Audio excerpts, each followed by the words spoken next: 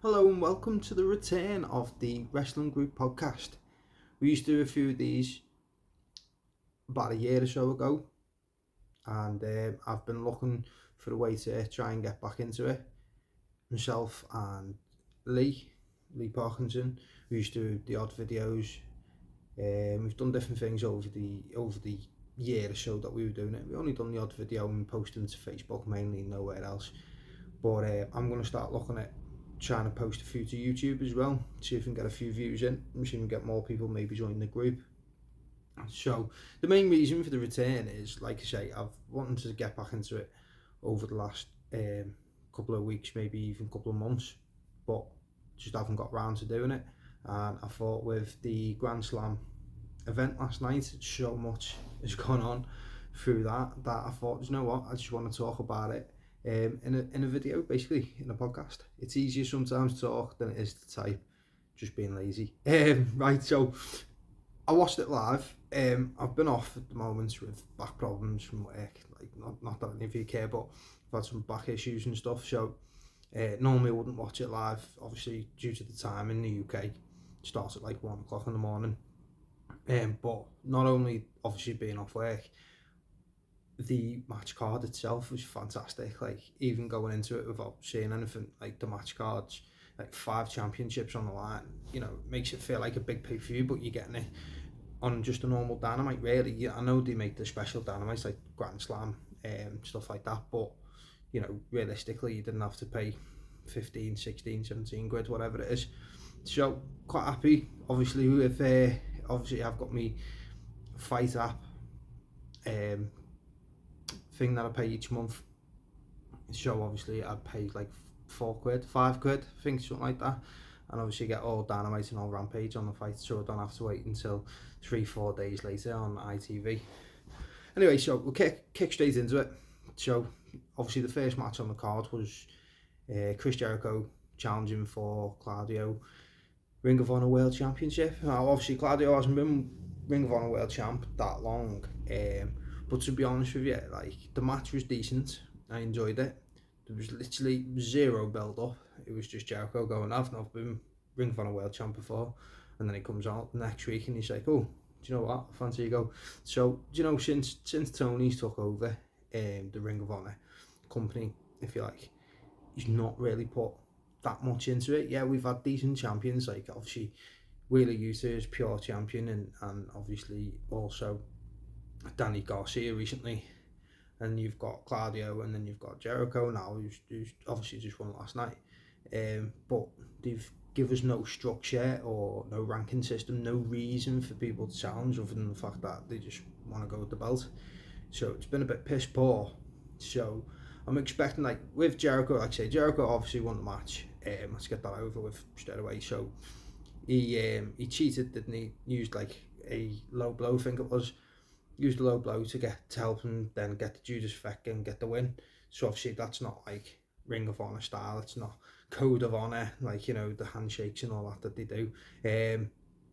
But obviously with Jericho now, again, I've seen a few people online, so I go online and have a look at some comments and stuff, and like on Twitter and Facebook and that, loads of people saying, you know, Claudio hasn't had it that long, which he hasn't, fair enough, but he has defended it successfully on a few occasions. And then obviously, you know, Jericho doesn't need the title and blah blah. No, Jericho doesn't need the title. Ring of Honor need Jericho though. Like, for me, like, with Jericho obviously got AEW a good TV deal back in the day. He claims it, Tony's claimed it, a few people claimed it, you know, Jericho was a big main name in wrestling, so it helped them to get a weekly show. So if they want to get a weekly show with Ring of Honor, then it makes sense. Why not use Jericho again while you've got him?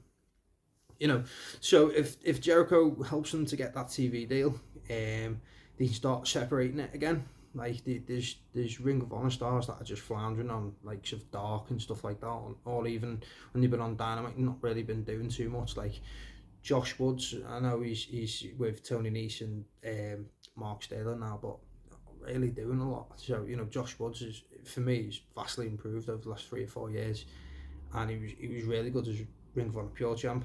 So And then you've got obviously Dalton Castle and the boys. They're turning up and doing 6-man tags on Dark. And AEW don't really need another trio who's tag team championships to be defended on any show, because they've already got their own, which they've just obviously brought into effect. So obviously for me, Jericho getting the Ring of Honor World Championship, yes, Jericho didn't need it, but I think Ring of Honor need Chris Jericho right now. He can set up a ranking structure and stuff like that. Like he's perfect character. He can literally do anything.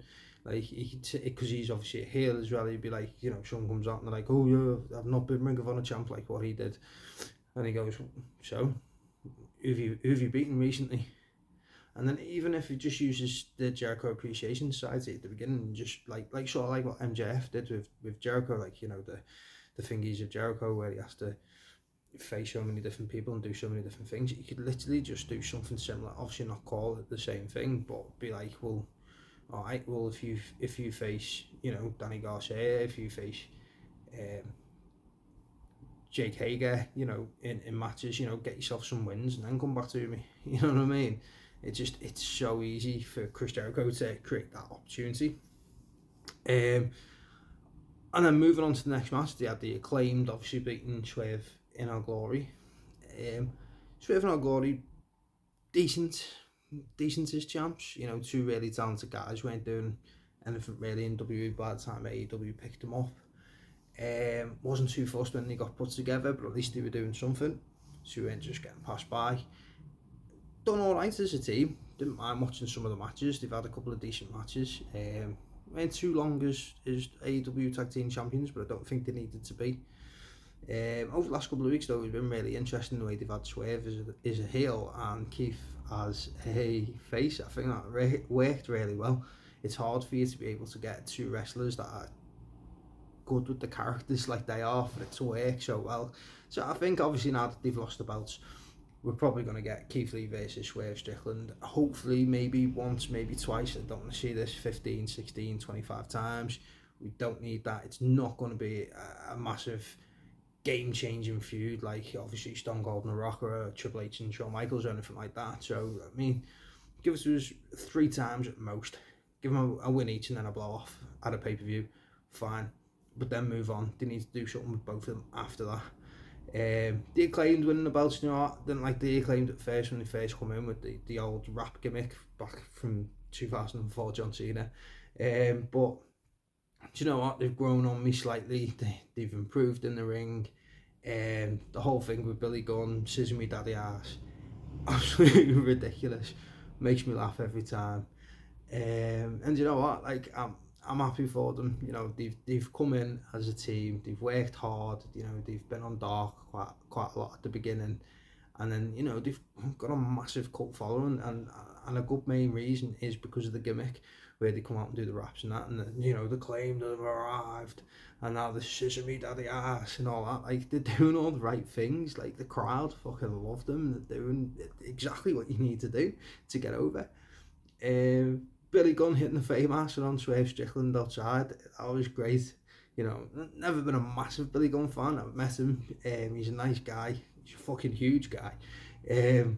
But just seeing him hit the Faymaster was just great. I don't care. I'll mark out all the time. Not the best finisher, but I don't fucking care. Still enjoyed it. Yeah, so 2 matches in. 2 out of the 5 championships changed hands straight away. Both for the right reasons, I think. Then we had Pac defeating Orange Cassidy. Orange Cassidy's okay. He's talented in the ring. The gimmick was quite good at first. Bit boring now, 3 years in. It's a bit stale for me. Not as big as fan. Pac, I think is fantastic. Great in the ring. Massively underrated when he was in WWE. I've seen him live. He's fantastic live. You know, he's doing all the right things. They finally put belts on him. You know, it just seemed like he was destined for something big at the beginning. You know, getting a win over Kenny Omega and stuff like that, and then it just sort of tailed off a bit. Part of that probably due to the pandemic and the fact that he couldn't travel and stuff like that. But for him to be the first wrestler in AEW to hold 2 belts at the same time, perfect guy to do it. So quite looking forward to see what they do next with Pac and the All Atlantic Championship. Obviously, he cheated to beat Orange Cassidy. Hopefully, they don't go back and revisit that. I don't really care. I don't want to see another match between them. So, for me, it's a bit of a down of this match after the first two, but even still enjoyable. Pat gets the win. Then we moved on to the women's match, the Fatal 4-Way for the AEW Interim Women's Championship. Obviously, Toni Storm defeats Britt Baker, Serena Deeb, and Athena. So obviously, you've got 4 talented women. Britt Baker, for some reason, everyone's on her back now. Don't quite get it. Like, at first, she wasn't really all that, and then she created this whole persona, worked really hard at the character, became massively over with the fans, obviously had the women's championship reign. She had it for a long while. It worked, you know what I mean? They needed someone in the women's division, obviously, that people would take notice of, people would talk about, because the women's division was lacking that at the time. She'd done all that, but now anytime she's in a title match, it's like, oh, don't give it to Britt Baker, she's shit, she's this, she's that.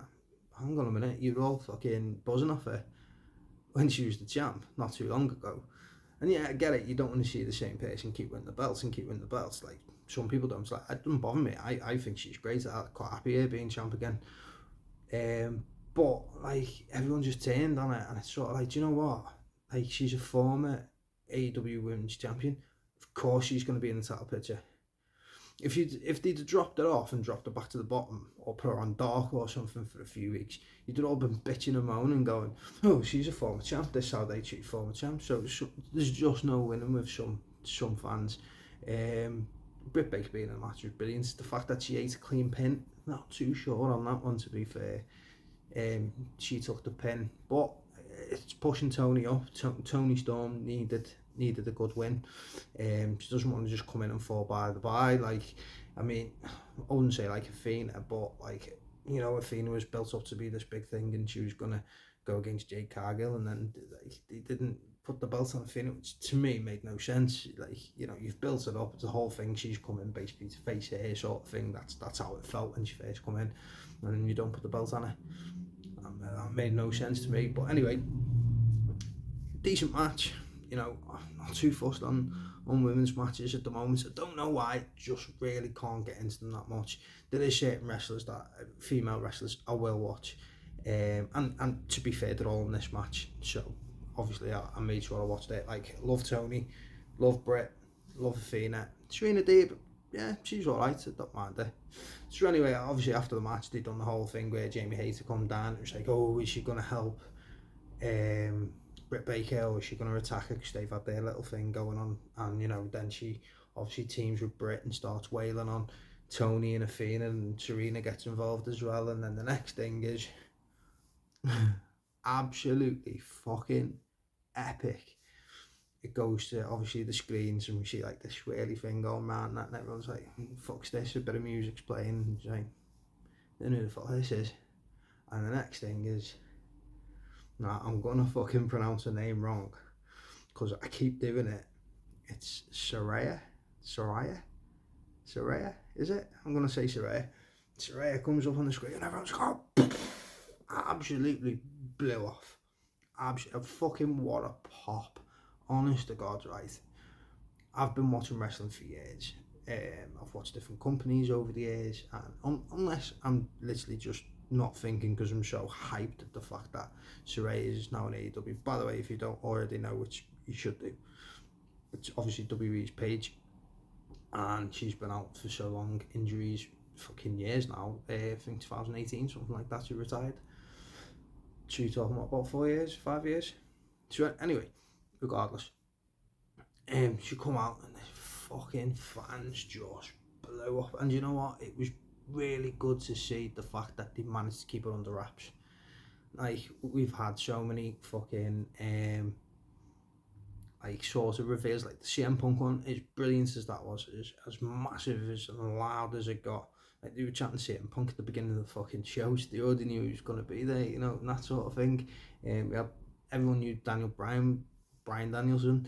You know, he was going to be there. Adam Cole, we all knew he was going to be there, but no one knew this. So this was like a proper, genuine reaction. Do you know what? I'm going to call it now as the biggest female pop in wrestling, like the biggest wrestling female that's got a pop. Like, I don't recall another pop from a female wrestler as loud as that. That was fucking mega, and I've already watched it 3-4 times, and I continue to watch it. Like, I love it when you get them pops, like the Edge return at the Rumble, you know, like the CM Punk return, like the Hardys at Mania, them type things. I'll watch it all day, every day. It gives me goosebumps every time, and this is another one of those.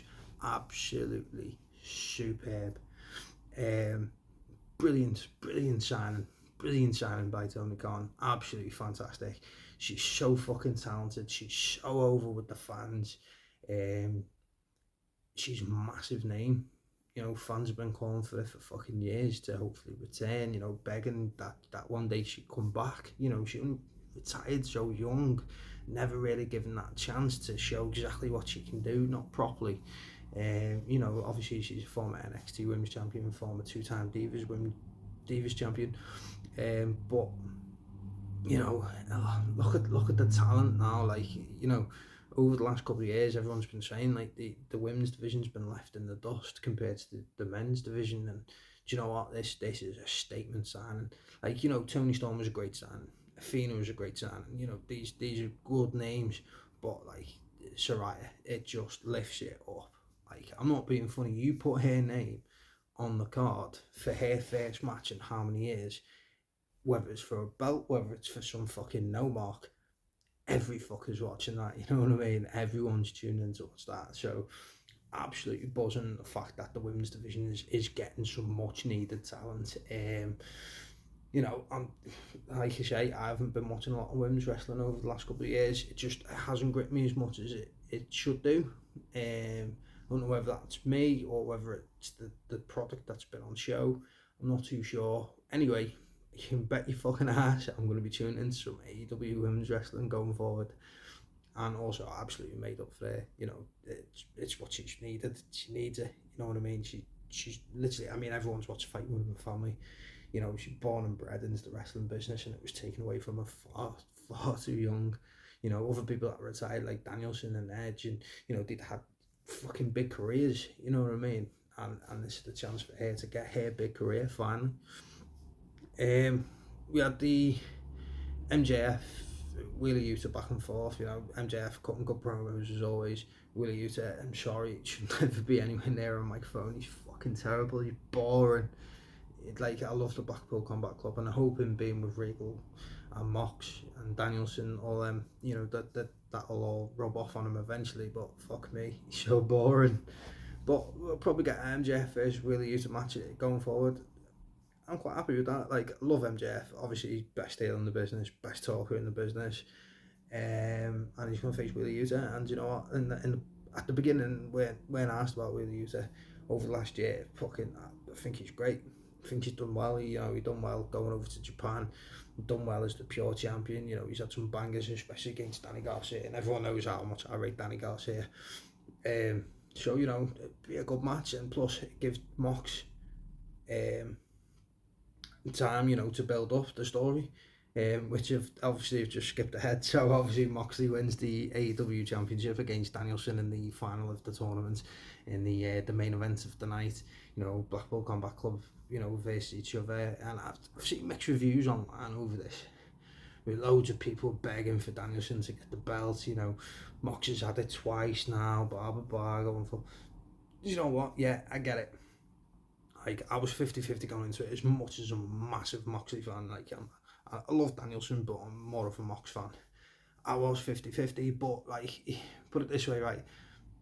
If they put the belt on Danielson and the next pay-per-view took it off and give it to MJF, and he's only defended the belt once or twice, everyone's going to shit fucking ass. If they do it on Moxley in his third reign, no one's going to fucking bat an eyelid.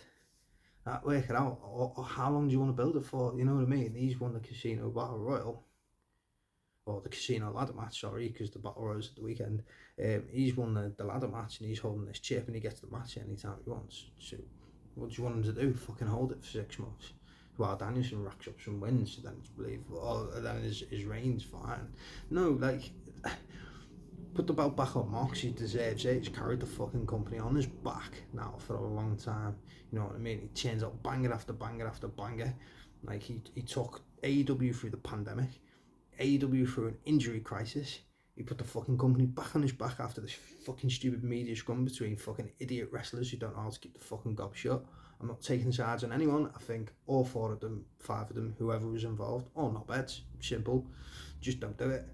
And he's put the company on his back and carried it each and every fucking time. Giving the fucking belt back. So fucking what? You got the best heel in the business right now, MJF. Moxley's massively, massively over with the fans. Makes sense. Who doesn't want to? We've already seen Mox vs MJF a couple of years back when Mox was champion the first time, but MJF wasn't the MJF we have now. Perfect, top pace, top heel. Plus, not putting the belt on Danielson, you've now got someone to fall back on to take the belt off MJF. You've always got to have your succession plan. So Danielson's perfect to take the belt off MJF in 6 months to 3 years time. Anyway, so that's just my talk, my post review, if you like, just talking about all the things that went on AEW Grandslam. Absolutely loved the show, fucking brilliant. Made up or watched it live. Probably will watch it again. So yeah, just I just thought I'd do another video, see how it takes off. I know it's a little bit longer than what most people will tune in for, so at least watch the first 5 minutes for me. So yeah, just as it was back in the day. Give us a like, give us a comment, tell me what you liked, what you didn't like about my video, or if you'd agree with my opinions, if you disagree with my opinions. Also, let me know what you thought about the actual event. Did the right people win? Are you pissed off that Jericho is the Ring of Honor World Champ? Are you pissed off that AEW champion is Moxley for the third time? You know, any of these results piss you off? How did you feel about Saraya? I'll get it right for the next video. Let me know what you thought about her debut. Is she a game changer? I mean, if you say no, then just like, there's no pleasing you. Anyway, give us a like, give us a comment. I'm going to try and get this onto YouTube, so if you've seen this on YouTube, give me a little subscribe. I'll post some videos going forward. Basically, just give me attention for 22 minutes. Give me your attention and give me some feedback, please. I just need some feedback to see whether this is something that I can continue to do going forward, or whether I just need to nip it in the bud and be done with it.